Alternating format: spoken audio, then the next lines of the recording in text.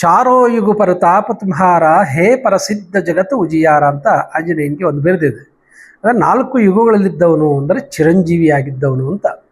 So ಇಂತಹ ಆಂಜನೇಯ ಯಾಕೆ ನಮಗೆ ಆದರ್ಶ ಅಂತಂದರೆ, ನಾವು ಸಮಸ್ಯೆಗಳನ್ನು ಎದುರಿಸುವಾಗ ಆಂಜನೇಯ ಸ್ಮರಣೆ ಮಾಡಿಕೊಂಡ್ರೆ ನಾವು ನೋಡಿ, ಬದುಕಲ್ಲಿ ಆಂಜನೇಯ ಅನೇಕರ ಮೇಲೆ ಯುದ್ಧ ಮಾಡಿ ಗೆದ್ದವನಿದ್ದಾನೆ. ಅವನಿಗೆ ಯಾವ ಯುದ್ಧದಲ್ಲಿ ಕೂಡ ಸೋಲಿಲ್ಲ.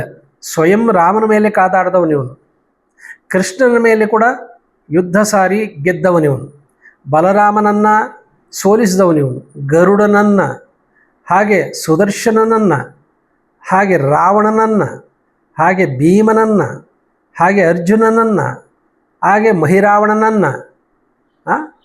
ಅವನು ಒಬ್ಬ ವೀರಾಗ್ರಣಿ. ಅಂದರೆ ಸೈನಿಕರಿಗೆ ಯಾರಪ್ಪ ಆದರ್ಶ ಅಂತಂದರೆ ಆಂಜನೇಯ.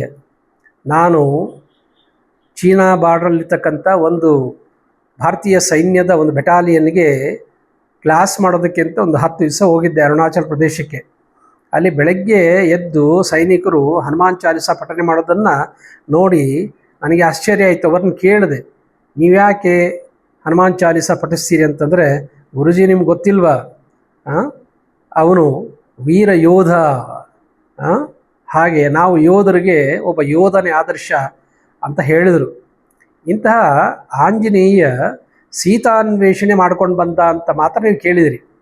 ಆದರೆ ಬಹು ಜನರಿಗೆ ಗೊತ್ತಿಲ್ಲದ ವಿಚಾರ ಏನಂತಂದರೆ, ಶ್ರೀರಾಮಾಯಣದಲ್ಲಿ ಇದರ ಉಲ್ಲೇಖ ಇದೆ. ರಾಮ ಲಕ್ಷ್ಮಣರು ಕೂಡ ಅಪಹರಣಕ್ಕೆ ಒಳಗಾಗಿದ್ದರು. ಮಹಿರಾವಣ ಅವರನ್ನು ಯುದ್ಧದ ಸಂದರ್ಭದಲ್ಲಿ ಕಿಡ್ನ್ಯಾಪ್ ಮಾಡಿಕೊಂಡು ಪಾತಾಳ ಲೋಕದಲ್ಲಿ ತೊಗೊಂಡೋಗಿ ಅದನ್ನು ಮಹಾಕಾಳಿಗೆ ಬಲಿ ಕೊಡಬೇಕು ಅನ್ನೋ ಸಂದರ್ಭದಲ್ಲಿ ಆಂಜನೇಯ ಅಲ್ಲಿಗೆ ಹೋಗಿ ರಾಮ ಲಕ್ಷ್ಮಣರನ್ನು ಸೆರೆಯಿಂದ ಮುಕ್ತಿ ಮಾಡಿಕೊಂಡು ಕರ್ಕೊಂಡು ಬಂದರು. ಅದಕ್ಕೆ ಮಹಿರಾವಣ ಮರ್ದನಾಯ ನಮಃ ಅಂತ ಅವನ ಬಗ್ಗೆ ಅಷ್ಟೋತ್ತರದಲ್ಲಿ ನಾವು ಹೇಳ್ತೇವೆ. ಹೀಗೆ ಅಸಾಧ್ಯ ಸಾಧಕಾಯ ನಮಃ ಅಂತ ಅಷ್ಟೋತ್ತರದಲ್ಲಿ ಅವನ್ನ ಕೊಂಡಾಡ್ತೇವೆ. ಕಾರಣ ಏನು ಅಂತಂದರೆ, ಆಂಜನೇಯನಿಗೆ ಅಸಾಧ್ಯವಾದ್ದು ಯಾವುದೂ ಇಲ್ಲ. ಈ ಅಸಾಧ್ಯ ಸಾಧಕ ಅನ್ನೋ ಬಿರುದನ್ನು ಸ್ವಯಂ ಶ್ರೀರಾಮಚಂದ್ರ ಪ್ರಭುಗಳೇ ಆಂಜನೇಯನ ಕೊಟ್ಟಿದ್ದರು. 2 ಬಿರುದನ್ನು ಮುಖ್ಯವಾಗಿ ಶ್ರೀರಾಮಚಂದ್ರ ಪ್ರಭುಗಳು ಆಂಜನೇಯನಿಗೆ ದಯಪಾಲಿಸಿದರು. ಅದರಲ್ಲಿ ಪ್ರಥಮ ಭೇಟಿಯಲ್ಲಿ ಹಂಪಿಯಲ್ಲಿ ಭೇಟಿಯಾದಾಗ ಅವನ ವಾಕ್ಚಾತುರ್ಯವನ್ನು ಕಂಡು ಬೆರಗಾದ ಶ್ರೀರಾಮಚಂದ್ರ ಪ್ರಭುಗಳು ಅವನಿಗೆ ನವವ್ಯಾಕರಣ ವಿಶಾರದ ಅನ್ನುವ ಬಿರುದನ್ನು ಕೊಟ್ಟಿದ್ದರು. 9 ಪ್ರಕಾರದ ವ್ಯಾಕರಣಗಳಲ್ಲಿ ಕೂಡ ಅವನು ಪಂಡಿತನಿದ್ದ. ಅಷ್ಟೇ ಅಲ್ಲ, ವೇದಗಳನ್ನು, ಉಪನಿಷತ್ತುಗಳನ್ನು, ದರ್ಶನಶಾಸ್ತ್ರಗಳನ್ನು, ಸಕಲ ವಿದ್ಯಾ ಪಾರಂಗತ. ಎಲ್ಲಿಂದ ಕಲಿತ? ಸ್ವಯಂ ಸೂರ್ಯಲೋಕಕ್ಕೆ ಹೋಗ್ಬಿಟ್ಟು ಸೂರ್ಯ ದೇವರಿಂದ ಎಲ್ಲ ಶಾಸ್ತ್ರಗಳನ್ನು ಕಲಿತವನು. ಹಾಗಾಗಿ ಸೂರ್ಯ ಆಂಜನೇಯನ ಗುರು.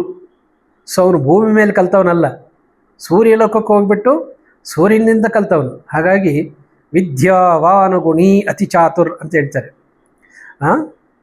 ವಿದ್ಯೆಯಲ್ಲಿಯೂ, ಬುದ್ಧಿಯಲ್ಲಿಯೂ, ಚತುರತೆಯಲ್ಲಿಯೂ, ಜ್ಞಾನದಲ್ಲಿಯೂ, ಯುಕ್ತಿಯಲ್ಲಿಯೂ ಆಂಜನೇಯನಿಗೆ ಸರಿಸಮವಾಗಿ ನಿಲ್ಲತಕ್ಕಂಥ ಯಾವ ದೇವತೆಗಳು ನನಗಂತೂ ಕಾಣಿಸುವುದಿಲ್ಲ.